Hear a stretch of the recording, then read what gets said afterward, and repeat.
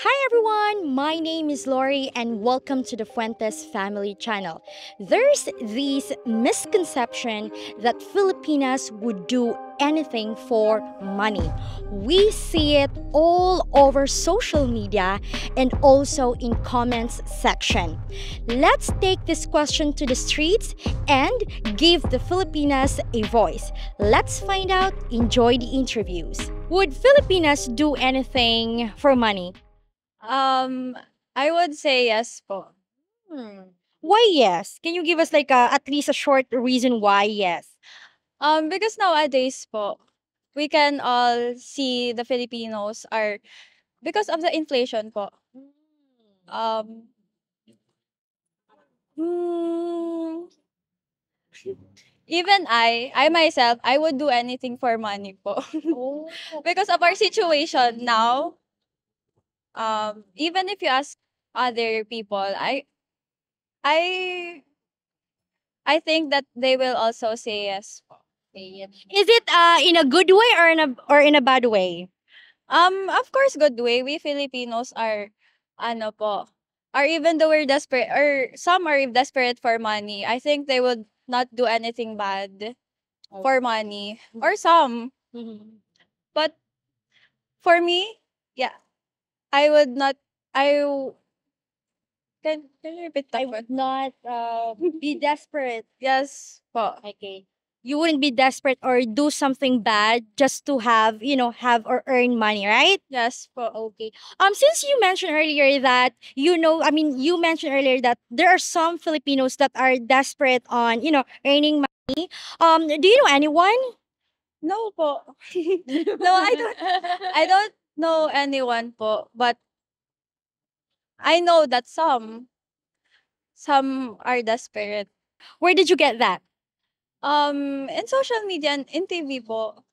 Mom, would you do anything for money? Yes, of course. Because in my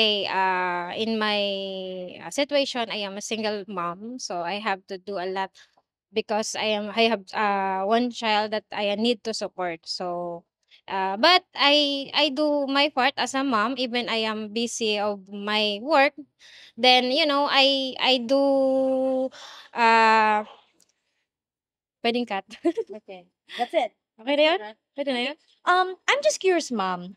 What can you do for money? What is the word like anything like to you? Like what are the things that you can do to, to have money?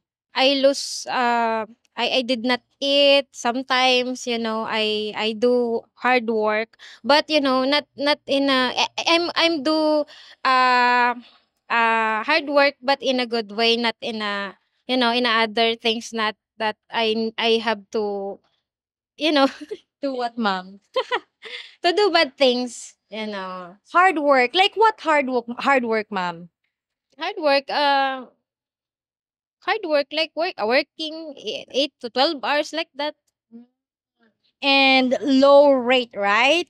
Low salary. Yes, but I have an additional, part-time job. I have a small business. Okay, so you're having like two jobs at a time, right? Yes. Okay, to make it clear, she's doing anything for money, but in a good way, not in a bad way. So just like what she mentioned earlier, she's working two jobs to, to earn money. Okay. Mom, do you think as Filipinas are looked as desperate for money? Yes or no? Uh, it depends on the person, I think. Many people that they do for the money, they get some, do bad to those people, the other people to get money. But sometimes, but more on Filipino, they do good to get money. Yeah. Okay. But is it yes or no? Do you think us As Do you as a think girl, no, do you think as Filipinas are looked as desperate for money? Yes or no? where I experience, I think no, no, no. Would Filipinas do anything for money? Yes or no? Yes. Why do you Ano, think yes? for me, para sa ano, pamilya siguro.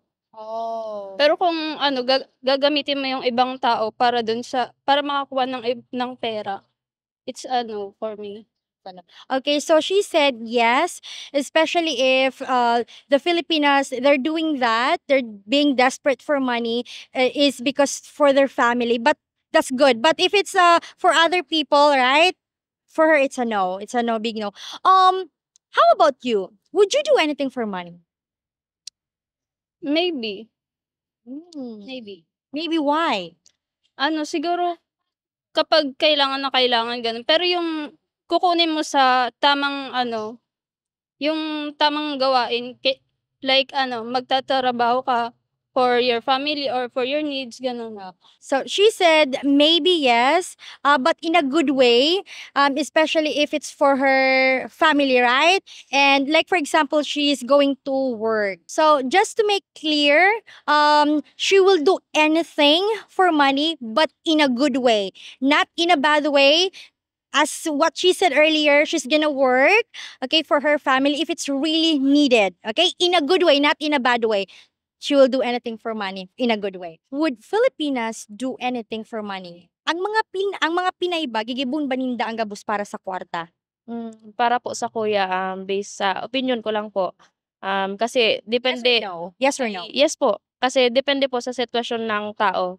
Halimbawa po yung mga taong like me, yung mga mahihirap po, talagang wala naman kasing ibang inaasahan yung ibang tao kaya kailangan nilang gawin yung lahat, like magkayod kalabaw talaga para sa ano, sa pamilya, sa future, ganyan. Kailangan pong ano, lalong-lalo yung mga may mga madaming responsibilidad po. Kailangan talagang magtrabaho para magkaroon ng pera, yun. Okay. So on her opinion, she said yes, especially those and even her that poor, and no one is going to help them, like they have it's just themselves, they have to work very hard, they have to do everything to earn money. So that's why she said yes. But is it in a good way or in a bad way to In a good way po, siyempre. Kailangan natin maghanap ng ano, yung trabaho na, malinis para sa pamilya natin kasi para naman yun sa sarili natin.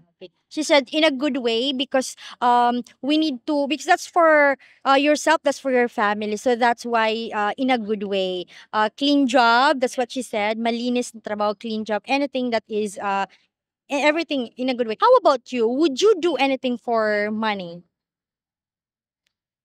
Yes po. Yes. Oh. Lalo na po sa pamilya ko kasi sa ngayon po talaga nag-a-apply ako ng trabaho and kaka-hired ko pa lang po kasi ang dami pong pinagdadaanan na problema ngayon. Isa na po dun yung pera kasi may mga utang po kaming kailangang bayaran. So her yes, especially now that they have so many debts. So she just got hired. Anyway, congratulations. You're welcome. Congratulations. She just got hired. So yeah, she will do anything for her family. Okay, for money as well. I mean, for money, yeah. What is your message to those people who say Filipinas are desperate for money? Yun wala naman po akong ano sa kanila, kung ano po yung paniniwala nila sa ano, kasi 'di naman nila kilala yung tao, eh.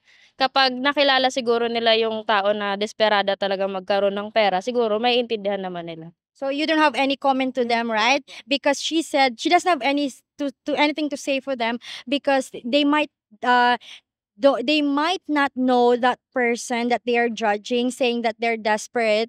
But once they found out or they know them, maybe they could understand, especially the reason why they're desperate for that. Anyway, thank you so much. Salamat. Sige po, thank you po.